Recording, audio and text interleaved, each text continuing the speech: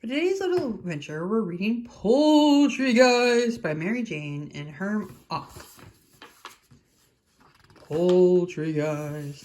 Rudy and his best friend Ralph were two rowdy young roosters. They weren't loud on purpose, but there was so much to crow about. Each tried to be the first and loudest to crow at sunrise every morning.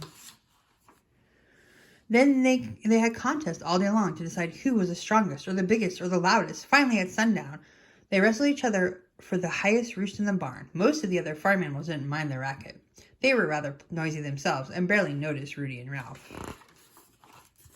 The only ones who complained were Sophie the pig and Clarissa the cow. I need a peace and quiet to make milk, Clarissa mooed. But Clarissa, Rudy said, you get milk every day, no matter how loud we are. You're keeping me awake every night, Sophie grunted. I need my beauty sleep. Can't argue with that one, Ralph whispered to Rudy. It was 2 days before Halloween, time to make costumes for the Halloween poultry parade. This caused even more than usual commotion. I'm losing my patience with this uproar, Clarissa bellowed. Me too, snorted Sophie, and the two of them went off in a huff. What old grumps, Ralph said. They can't remember what it's like to have fun. I bet they were never young at all.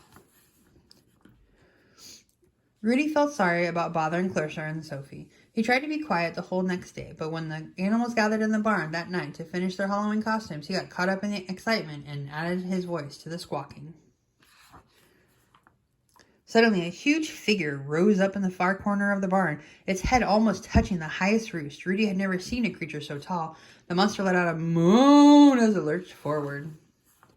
The animals tumbled out of the barn in a flurry of feathers. They ran until they reached the top of the hill. Clarissa and Sophia were the slowest runners, and the last to arrive, both out of breath. What was that thing? Rudy asked. It was the ghost, the Poultrygeist, Clarissa gasped. The legend says the Poultrygeist has been sleeping for hundreds of years, whispered Sophia.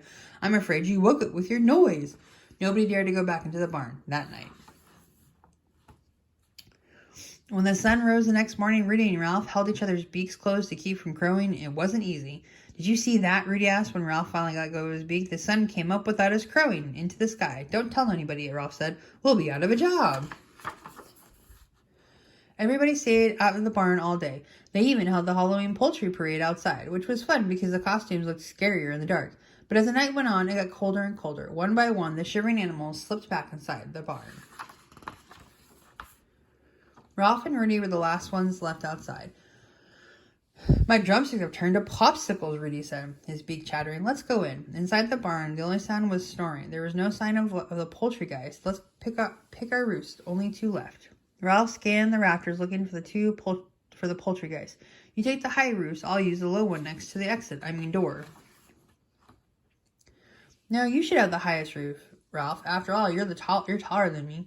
I am not, Ralph yelled. Look! You're slouching, Rudy shouted. Ralph dropped his feathers. You should have the top roost because you're much handsomer than me.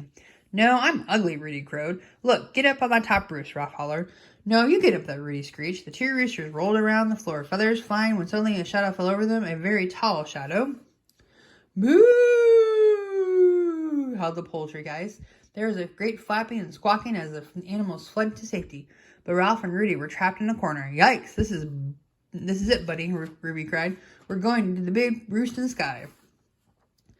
Don't give up. We can escape. Rudy grabbed his friend and tried to run around the Poultrygeist, but instead the two roosters smacked right into it and didn't feel all claiming ghost-like. Instead, it felt like feed sacks, Rudy cried. The Poultrygeist is nothing but a bunch of feed sacks all sewn together. Can't be.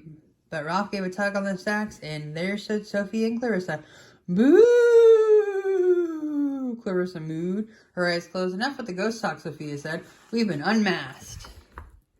Awesome Halloween costume, Ralph said. You sure had us fooled.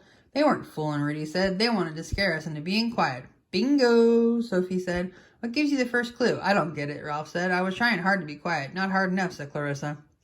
Later, when the two roosters were alone, Ralph said, I wasn't really afraid of the Poultrygeist, you know. Are you kidding? Rudy squawked. You were so scared you almost choked on your gizzard. I did not. Did too. Did not. Did too. Said Sophie. There's more than one way to quiet a pair of rowdy roosters, so she set on both of them, and the two rowdy roosters remembered that lesson for a long time. The end.